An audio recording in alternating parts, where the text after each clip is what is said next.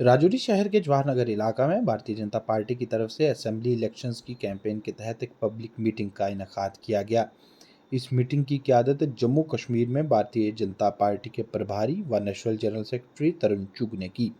Meeting में मकामी लोगों ने शमूलियत की, जबकि इसमें भारतीय जनता पार्टी के दीगर सीनियर लीडर्स के अलावा राजौरी असेंबली हल्का से पार्टी के कैंडिडेट व जम्मू व कश्मीर के जनरल सेक्रेटरी विबोध गुप्ता भी मौजूद थे। इस दौरान लोगों से मुखातिब होते हुए जम्मू कश्मीर प्रभारी व नेशनल जनरल सेक्रेटरी तरुण चुग ने कहा कि जम्मू कश्मीर में भारतीय जनता पार्टी की हुकूमत बनने जा रही है। उनका मजीद ये कहना था कि जम्मू कश्मीर में भारतीय जनता पार्टी ने तरक्की के नए दरवाजे खोले हैं और यकसा तरक्की को यकीनन बनाया है। उनका कहना था कि राजौरी व पुंछ अजला वजीर आज़म नरेंद्र मोदी की क़यादत वाली हुकूमत की ख़ास तरजीह रहे हैं और यही वजह है कि इन दोनों अजला में बड़े पैमाने पर डेवलपमेंट प्रोजेक्ट शुरू किए जा चुके हैं और कई नए डेवलपमेंट प्रोजेक्ट्स जल्द ही शुरू हो जाएंगे।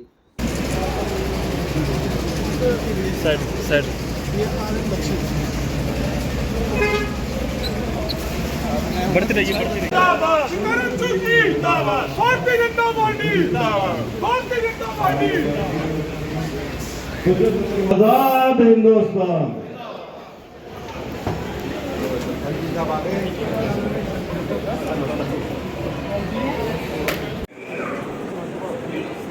भारत माता की, श्रीमान तरुण चुग की। टूरिज्म बढ़ा और हुर्रियत की बंद की काल बंद हो गई, हुर्रियत खत्म हो गई और बॉर्डर पर लगातार फायरिंग चलती रहती थी। आज बॉर्डर पर अगर एक फायर आता है तो वहां गोले से जवाब दिया जाता है। बॉर्डर बिल्कुल शांत बैठे हुए हैं, चाहे इंटरनेशनल बॉर्डर। क्योंकि हमारे मध्य में हमारे तरुण चुग जी आ चुके हैं, इसलिए मैं ज्यादा बात ना करते हुए आखिर में फिर कहूंगा, हम सबको ये समझना होगा कि मैं चुनाव लड़ रहा हूं, मैं चुनाव लड़ रहा हूं। एक हफ्ता हमारे पास रह गया है और हर घर में हमको जाना है। हर घर में जो हमारे कुछ लोग जो बाहर हैं, हमारे बेटे बेटियां पढ़ने के लिए गए हैं या प्राइवेट सेक्टर में हैं या और कोई साथी बाहर है, आज ही हमको घर जाकर फोन करना है, उनको कहना है कि ये आम चुनाव नहीं है, ये किसी व्यक्ति विशेष की जीत और हार का चुनाव नहीं है, ये एक ऐतिहासिक चुनाव है। ये जम्मू की जिलाध्यक्ष श्री दिनेश शर्मा जी, पार्टी के प्रदेश के महामंत्री और राजौरी के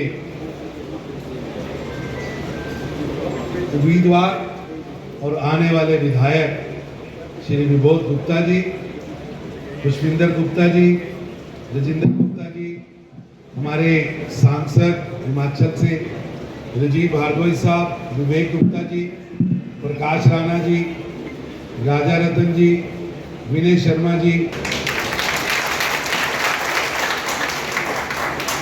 महत्वपूर्ण होता है, लेकिन ये चुनाव बहुत महत्वपूर्ण है। ये चुनाव 370 और 35 के जाने के बाद पहली बार आया है। मेरा आपसे निवेदन है कि 370-35 की जंजीरों से प्रधानमंत्री मोदी जी ने हमें मुक्ति दिलाई है।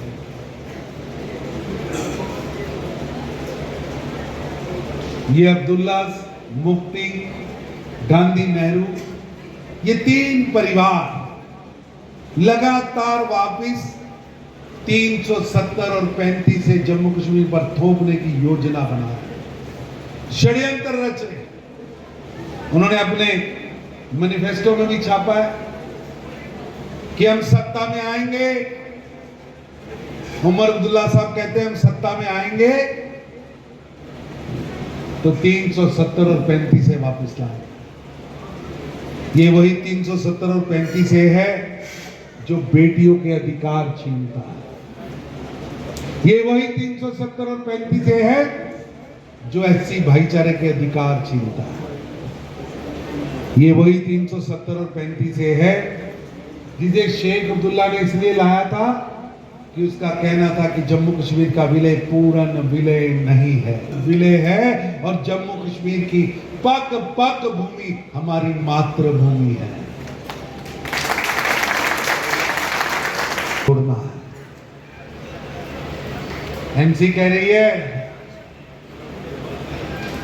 कि शंकराचार्य पर्वत का नाम बदला जाएगा। बोलो, बदला जाना चाहिए? बदला जाना चाहिए? श्रीनगर का सबसे मशहूर पहाड़ हरि पर्वत का नाम बदला जाएगा, बदला जाना चाहिए? मेरी आपसे निवेदन है, वापस उस युग में जाना है। आते हैं दहकते हुए शोलों पर जम्मू कश्मीर को फेंकते हैं। यार वोट मांगने आ रहे, इनसे पूछिए 1,60,000 कश्मीरी पंडितों को जनवरी की सर्द रात में कश्मीर छोड़ना पड़ा। कोई टेम्पो में बैठकर, कोई ट्रक में बैठकर सर्द रात में कश्मीर से निकलकर जम्मू में आ गया। 1 नहीं, 2 नहीं, 4 नहीं, 10 नहीं, 1,60,000 अपने गुज्जर बकरवाल भाइयों के आरक्षण को बरकरार रखते हुए, एससी भाइयों के आरक्षण को बरकरार रखते हुए पहाड़ियों को आरक्षण मिला। एनसी कहती है कि वो आरक्षण वापस लेंगे, लेने दोगे? बिल्कुल एनसी कहती है कि जेलों में बंद लोगों को छोड़ा जाएगा। कौन है जेलों में बंद? बताइए, कौन है जेलों में बंद? देशद्रोही, जिनके हाथों में हथियार हैं, जिन्होंने हत्याएं की हैं, जिन्होंने बम फेंके हैं, जिन्होंने पत्थरबाजी की घटनाएं की हैं, जिन्होंने इसके षड्यंत्र बुने हैं, जो अफजल गुरु को अपना नायक मानते हैं, ये उनको छोड़ना चाहते हैं। वो यासीन मलिक जो कहता है मैंने भारतीय सेना के ऑफिसर्स को मारा, उसे छोड़ना चाहते हैं। छोड़ना चाहिए? छोड़ना चाहिए? अरे जोर से बोलो, छोड़ना चाहिए? छोड़ने दोगे? एनसी कहती है हमें छोड़ना है। एनसी कह रही है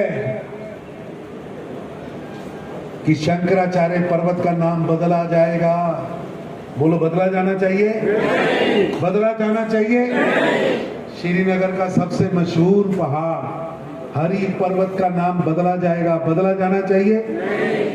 मेरी आपसे निवेदन है, ये चुनाव जम्मू कश्मीर में आतंकवाद वापस लाने और आतंकवाद का संपूर्ण नाश करने वालों के बीच में है। एक तरफ नरेंद्र मोदी है जो आतंकवाद का समूल नाश किया है, हमने आतंकवादी भी मारे, आतंकवादियों की आयु भी कम की है, आतंकवाद भी कम किया। और दूसरी तरफ ये एनसी के लोग, ये कांग्रेस के लोग जिन्होंने पहले आतंकवादियों को पाला पोसा, बड़ा किया, पोषित किया, महामंडित किया, अब फिर उन आतंकवादियों को वापस लाना चाहते हैं। इनसे पूछिए जो आपके क्षेत्र में वोट मांगने आ रहे हैं, कांग्रेस के एनसी के लोग, कि 2004 से 14 आपकी सरकार थी,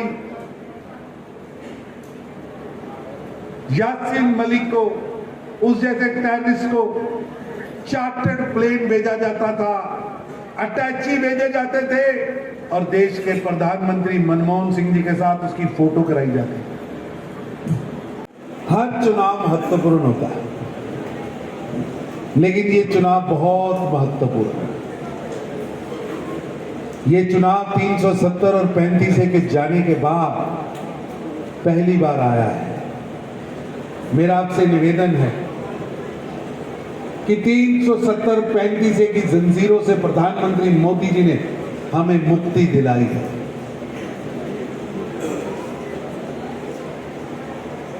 ये अब्दुल्ला, मुफ्ती, गांधी, नेहरू, ये 3 परिवार लगातार वापिस 370 और 35 से जम्मू कश्मीर पर थोपने की योजना बना रहे, षड्यंत्र रच रहे। उन्होंने अपने मैनिफेस्टो में भी छापा है कि हम सत्ता में आएंगे। उमर अब्दुल्ला साहब कहते हैं हम सत्ता में आएंगे तो 370 और 35 से वापस लाएंगे। ये वही 370 और 35 है जो बेटियों के अधिकार छीनता है। ये वही 370 और 35 है जो एससी भाईचारे के अधिकार छीनता है। ये वही 370 और 35 है जिसे शेख अब्दुल्ला ने इसलिए लाया था कि उसका कहना था कि जम्मू कश्मीर का विलय पूर्ण विलय नहीं है। इसलिए मेरी आपसे विनती है कि आज इन अब्दुल्ला और मुफ्तीस को बताना पड़ेगा कि जम्मू कश्मीर का विलय पूर्ण विलय है और जम्मू कश्मीर की पग पग भूमि हमारी मातृभूमि है।